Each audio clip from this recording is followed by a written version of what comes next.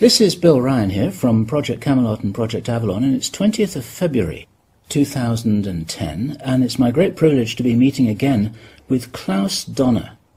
And in this video presentation, it's going to be an interview of the difference, because I'm going to do very little talking indeed, maybe none at all. And Klaus is going to be doing an audio commentary on one of his extremely special, unusual and fascinating slideshows about the artifacts and the various phenomena that he has been researching, discovering, investigating personally all over the world, relating to what I think you could legitimately call the hidden history of the human race. Would you say that that's a good summary, Klaus? That's a very good summary, yes. So I'm going to step back here, and what follows now, just kick back and enjoy this slide presentation, and Klaus is going to take you through his own journey. You can accompany him on his own journey through his own discoveries. And take it away, Klaus. What are we looking at here? I can see an array of pyramids. What's the significance? The significance is that you can find pyramids all over the world, on each continent. And the question is, when and who did build those pyramids? Why many of those pyramids all over the world are looking very, very similar? Another question is, did there really exist a global civilization? And I think many of our researches are really telling us that once upon a long time a global civilization existed. But how many thousands of years ago, we don't know. Most of the audience of Project Camelot may know about the story of one stone pyramid building found in 1984, 25 meters under the sea level in Japan, on the island of Yonaguni, which is the southeast Japanese island belonging to the Ryukyu island group. And there is still a struggling of some international archaeologists who are saying that these monuments were done by nature. But my friend Professor Masaaki Kimura did several years since then researches not only on this monument, but also he found several others close by. On the right side down you have a model, and one thing nature is definitely not doing on top of two platforms of this monument. There is one huge stone turtle and one huge stone bird like an eagle. Nature is doing many things, but not such a precise, perfect monument, and the question is, where are all the stones? If nature would have done it broken down, where are those stones? There are also streets, and there was also found a stone stadium like a Roman Colosseum with stone seat rows and stone stairs. Nature is great, is doing many, many great things, but not such perfect buildings. Here you have the huge stone turtle, and you can see also how small is a diver against this big monument. Here you have one street with stairs going up. Here again a very close-up picture just to recognize the size of this huge monument. Here you can see some world maps.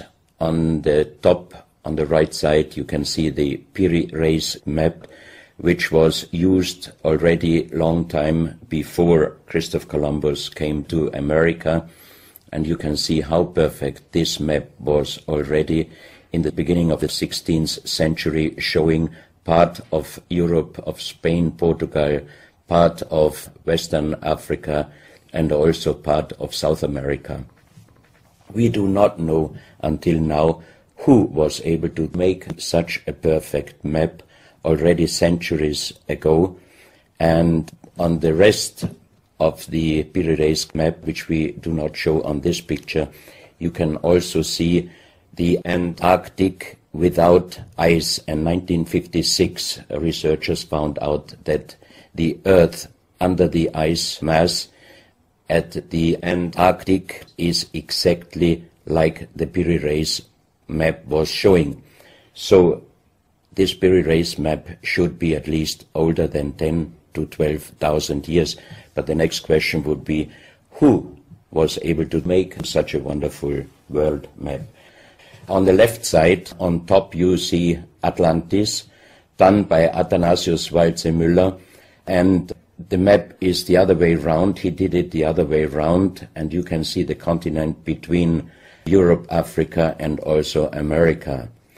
And you can see on the left side down different sides of a huge stone world map. This stone world map was found in 1984 while gold digging in Ecuador in an underground tunnel system with other 350 artifacts which do not really fit any known and existing South American pre-Columbian culture.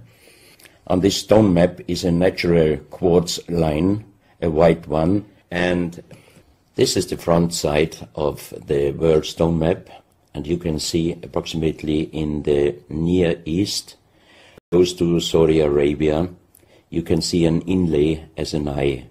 And from this eye to the right and to the left is a natural quartz line going on the right side over India, Thailand, and also there's a long island on the right side, which Professor Kimura's research gave him the statement that from the northeast Japanese island until far down after Taiwan, once there existed a huge continent. But then this world map must be older than at least 10 to 12,000 years. And here's the back side, and you can see on the right side coming the quartz line passing in the Atlantic, a continent, Atlantis, which in our days does not exist anymore. Then the white line is crossing part of South America, and here you have a close-up, and you can exactly see the Bay of Guayaquil, an inlay going up to north, and a round inlay showing exactly the place where there were found those artifacts, and there is also the best quality water worldwide existing. One other very interesting artifact found on the same place in Ecuador is the so-called pyramid with the eye.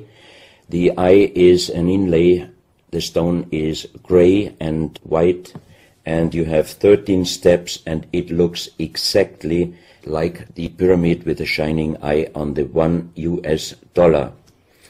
If you put this pyramid under black light, the eye is shining very strongly, and it looks really like an eye, but not real like a human eye. Here you have a close-up of the eye, and you can see the colors of the inlay. On the bottom of this pyramid, you have the inlay in little gold plates showing the Orion star constellation, and you have unknown writing. The translation of Professor Kurt Schildmann, who was the president of the German Linguistic Association, and he was perfect in more than 40 languages. He was able to translate this writing. He called it pre-Sanskrit because it is older than the oldest writing, and the translation of these 4 letters you can see here, his translation is "the Son of the Creator comes." As we found the same writing on stones in certain countries like Ecuador, Colombia, Illinois, United States, Clausel, France, Malta in the Mediterranean, Turkmenistan, Australia, and in southern Calabria, Italy, just a few years ago, always there are stones